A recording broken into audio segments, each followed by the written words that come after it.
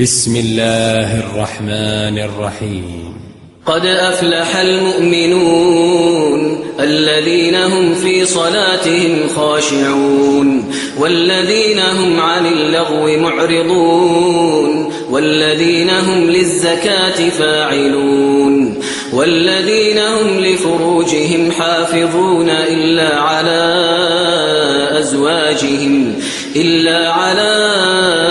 أزواجهم أو ما ملكت أيمانهم فإنهم غير ملومين.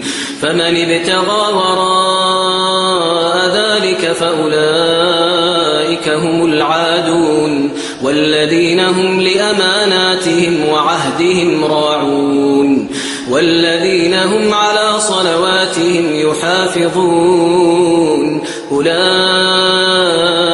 هم الوارثون الذين يرثون الفردوس هم فيها خالدون.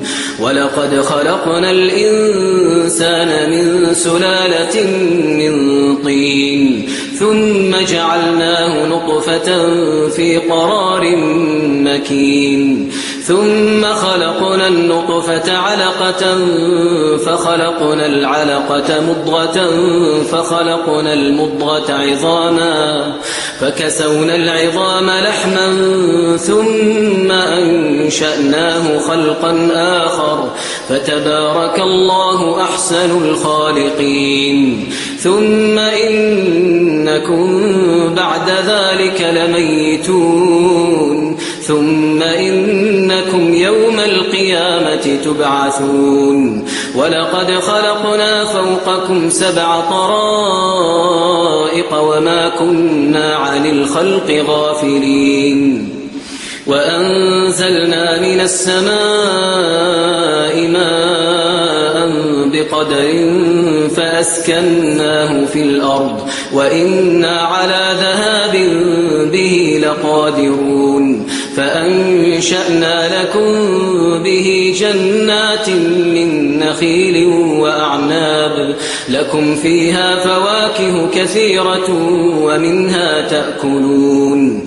وشجرة تخرج من طور سيناء تنبت بالدهن وصبغ للآكلين.